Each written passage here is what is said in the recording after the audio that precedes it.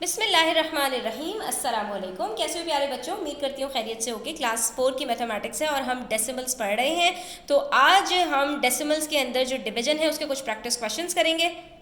Last lesson के अंदर हमने इसका डिटेल के साथ कॉन्सेप्ट समझ लिया था।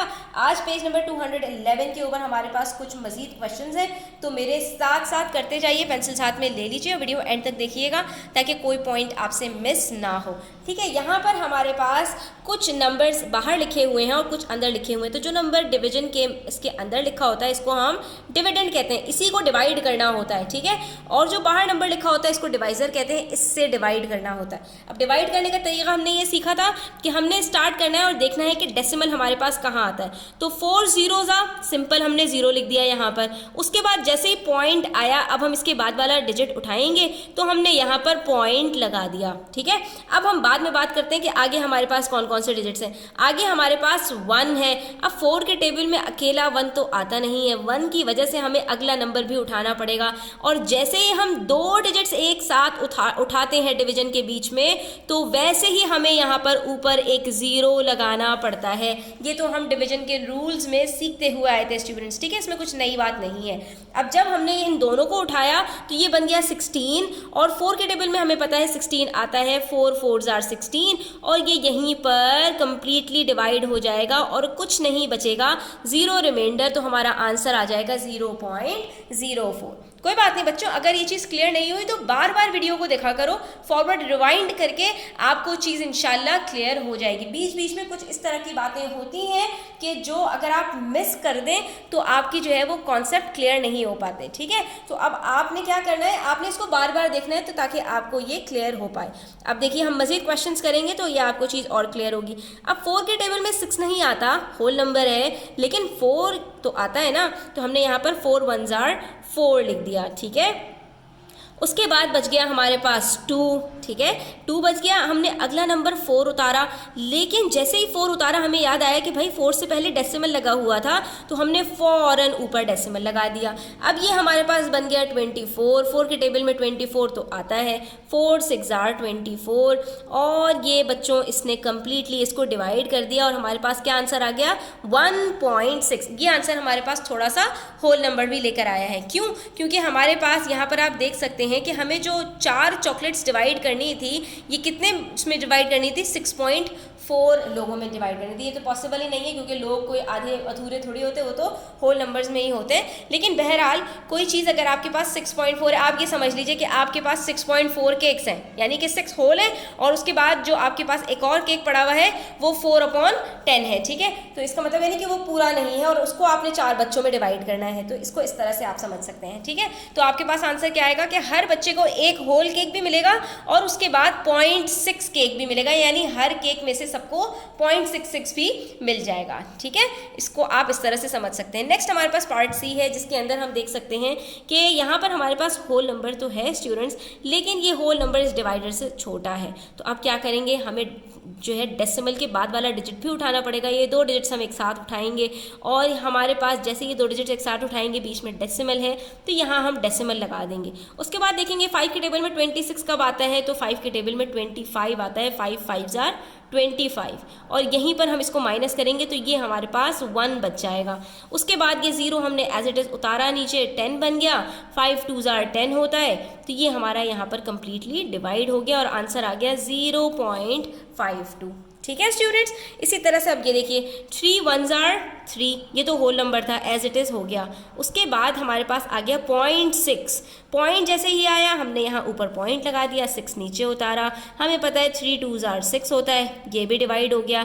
उसके बाद 9 उतारा, हमें पता है 3 3s are 9 होता है, ये तो भाई बहुत ही सिंपल और बहुत ही मज़े का हो गया। ये कम्प्लीटली सॉल्व भी हो गया, डेसिमल की भी कोई परेशानी नहीं हुई, कोई बीच में भी नहीं आया, बिल्कुल एग्जैक्टली स्टेप बाय स्टेप बड़ी आसानी से सॉल्व हो गया। इसी तरह से अब यहाँ देखिए 6 के टेबल में 3 नहीं आता, दोनों डिजिट्स एक साथ उठाने पड़ेंगे। अब आप ये कहेंगे कि मिस यहाँ पर भी तो 2 डिजिट्स एक साथ उठा रहे हैं, तो यहाँ भी 0 लगाइए, तो भाई लगा लीजिए, लेकिन शुरू में 0 लगाने का कोई फ़ायदा नहीं है, उसकी कोई वैल्यू नहीं होती। तो इसलिए अगर बीच में कोई 2 डिजिट्स एक साथ उठाओगे तो यहाँ पर 0 लगाना पड़ेगा, क्योंकि डिजिट्स के बीच में अगर कोई 0 आता है तो उसकी वैल्यू ज़रूर होती है। लेकिन अगर डिजिट्स के शुरू में कोई आ जाए या डेसिमल के बाद बाद वाले डिजिट्स में आखिर में कोई ज़ीरो आ जाए तो उसकी कोई वैल्यू नहीं होती, ठीक है।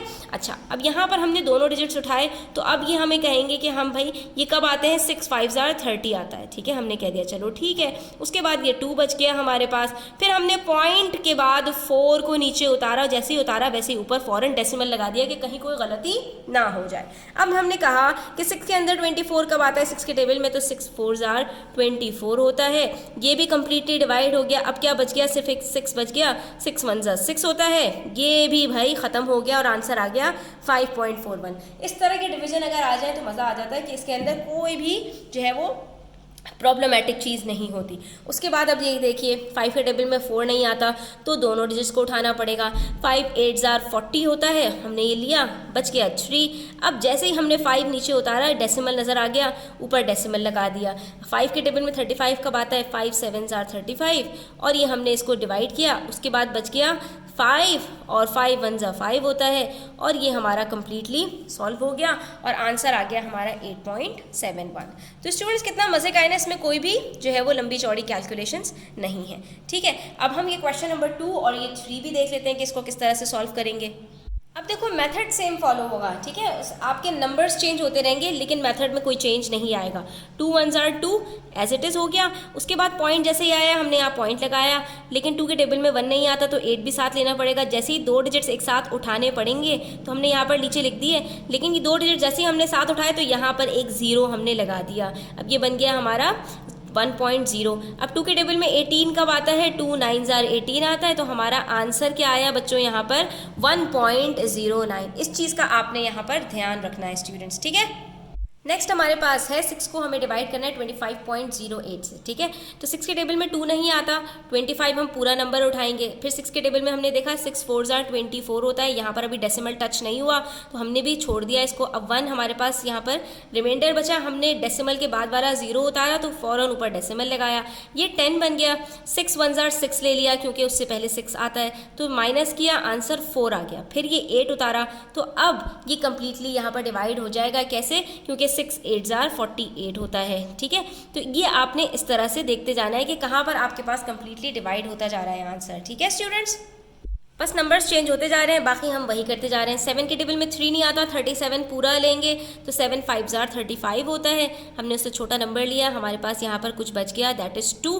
फिर 4 नीचे उतारा, डेसिमल बीच में आ गया था, डेसिमल ऊपर लिखा। 7 के टेबल में 24 नहीं आता, 7 3 21 होता है, अब उसको माइनस किया तो 3 बच गया। 5 नीचे उतारा, 7 5 35 और ये कम्प्लीटली यहाँ पर डिवाइड हो गया, आंसर आ गया हमारे पास 5.35, ठीक है। अब 71.85 को डिवाइड करना है 5 से, 5 1 5, ठीक है। जहाँ एक नंबर डिवाइड हो सकता है वहाँ दोनों नहीं लेने आपने, ठीक है। उसके बाद ये आ गया 2 बचा, 1 नीचे उतारा, अभी तक डेसिमल नहीं आया। 5 के टेबल में हमने कहा भाई 21 भी हम जो है वो माइनस कर सकते हैं, कैसे, 5 4 20 और ये बच गया हमारे पास यहाँ पर 1। अब हमें डेसिमल के बाद वाले डिजिट को यहाँ पर उतारना है तो हमने यहाँ डेसिमल लगाया, तो हमारा ये देखिए आंसर डेसिमल से पहले 2 डिजिट्स आ गए, यानी 2 होल नंबर्स आ गए हमारे पास यहाँ पर, ठीक है। अब उसके बाद 5 3 15, अब बच गया हमारे पास यहाँ पर 3, ऊपर से अभी भी एक डिजिट बाकी है वो भी नीचे उतारा 5, ये बन गया 35। 5 7 35 होता है। अब ये कम्प्लीटली डिवाइड हो गया, कोई रिमाइंडर भी नहीं बचा और कोई होल नंबर भी नहीं बचा, आंसर आ गया हमारे पास 40.37, ठीक है स्टूडेंट्स। उसके बाद क्वेश्चन नंबर 3 के अंदर हमारे पास दोनों होल नंबर्स हैं, लेकिन इस तरह के होल नंबर्स हैं जो कम्प्लीटली डिवाइड नहीं हो सकते, हमें इसको डेसिमल की तरफ लेकर जाना पड़ेगा। डिवीजन से पहले वाला जो नंबर होता है वो हमेशा अंदर आता है स्टूडेंट, इस चीज़ का आपने ध्यान रखना है। उसके बाद 3 को हमने इससे डिवाइड करना है, तो 3 2 6, ये तो हमें पता है, ये यहाँ तक होल नंबर आ गया, 1 बच गया। अब हमारे पास कोई नंबर नहीं बचा है तो हम कहेंगे चलो भाई यहाँ पर हम एक काम करते हैं, डेसिमल लिखते हैं, और जैसे ही डेसिमल लिखेंगे उसकी वजह से यहाँ पर एक 0 मिल जाएगा हमें, ठीक है। तो हमने कहा अच्छा ठीक है, 3 3 9, हमने इसको डिवाइड किया, बच गया फिर 1, ठीक है। और स्टूडेंट्स इन्होंने हमसे कहा है कि 1 डेसिमल प्लेस तक आंसर देना है। अब हमें बच्चों ये पता है कि यहाँ पर 3 है और यहाँ 1 बच रहा है, बार बार 3 3 9 आएगा, 1 रिमाइंडर बचता जाएगा, 10 बनेगा, फिर 9 आएगा, फिर 1 रिमाइंडर बचेगा, तो ये कहानी यूं ही चलती रहेगी। आंसर हमारा 2.33333 इन्फिनिटी तक चला जाएगा, कभी नहीं ख़त्म होगा। हमें लेकिन डेसिमल के बाद सिर्फ एक डिजिट तक आंसर देना है, तो हमारा ये आंसर क्या आ जाएगा 2.3, ठीक है स्टूडेंट्स। इस चीज़ को आपने ध्यान में रखना है कि आंसर आपसे कितने डेसिमल प्लेसेस के बाद तक पूछा गया है, ठीक है, तो इसका आपने ध्यान रखना है। उसके बाद 19 को डिवाइड करना है 6 से, तो हमें पता है कि 6 टेबल में 1 नहीं आता, 19 पूरा उठाएंगे, 6 3 18 होता है, और उसके बाद बच गया हमारे पास 1, तो यहाँ डेसिमल लगाएंगे तो एक 0 आ जाएगा, ठीक है। फिर हमने 6 1 6 लिया और ये बच गया हमारे पास यहाँ पर 4। अब हमें मज़ीद आगे जाने की ज़रूरत नहीं है, रिमाइंडर यहाँ पर बचा हुआ है, लेकिन हमसे क्योंकि डेसिमल पॉइंट के बाद एक डिजिट तक कहा है तो हमने कह दिया भाई आंसर हमारे पास यहाँ पर 19 डिवाइडेड बाई 6 का क्या आ रहा है, 3.1, ठीक है। इस चीज़ को आपने अकाउंट फॉर करना है। इसी तरह से 2.9 को डिवाइड करना है 5 से, 5 के टेबल में 2 तो आता नहीं है, डेसिमल को उठाना पड़ेगा, ठीक है। डेसिमल के बाद वाले डिजिट को जैसे ही उठाते हैं तो ऊपर डेसिमल लगा देते हैं। अब 5 के टेबल में 29 से छोटा 25 आता है, कब आता है, 5 5 25, तो ये बच गया यहाँ पर हमारे पास 4, लेकिन डेसिमल के बाद एक डिजिट हमारे पास क्योंकि आ चुका है स्टूडेंट्स, तो डेसिमल से पहले हम बस 0 लगाएंगे और हमारा यहाँ पर आंसर आ जाएगा 2.9 डिवाइडेड बाई 5 का इज इक्वल्स टू 0.5। हाँ, यहाँ पर स्टूडेंट्स हम ये भी कर सकते थे, इस डेसिमल को यूज़ करते हुए 0 लगाते, ये 40 बन जाता, 5 8 40 हो जाता, तो यहाँ पर ये आपका एटलीस्ट ख़त्म हो जाना था डेसिमल, और आगे आंसर नहीं जाना था। आपका आंसर कहाँ ख़त्म हो जाएगा, 0.58 पर। ये रिकरिंग डेसिमल नहीं है, टर्मिनेटिंग डेसिमल है, ठीक है। ये आपको पता होनी चाहिए, छोटी छोटी सी बातें, सही है स्टूडेंट्स।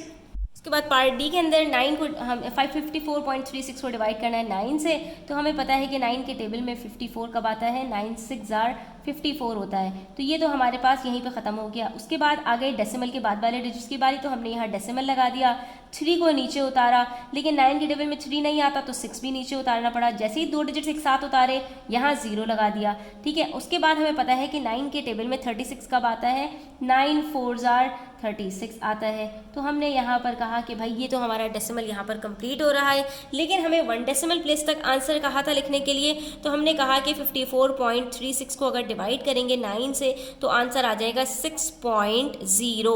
अब अगर आपने कहा कि भाई मिस डेसिमल के बाद तो 0 लिखने की कोई वैल्यू नहीं होती क्योंकि हम 1 डेसिमल प्लेस तक आंसर लिख रहे हैं, तो यहाँ पर इसकी वैल्यू इसलिए है क्योंकि हमसे उन्होंने डेसिमल प्लेस 1 तक आंसर मांगा है, तो हमें बताना है कि डेसिमल के बाद यहाँ पर 0 है, ठीक है स्टूडेंट्स। ये छोटी छोटी चीज़ों का आपने ध्यान रखना है, वरना आपके नंबर्स डिडक्ट हो सकते हैं, ठीक है।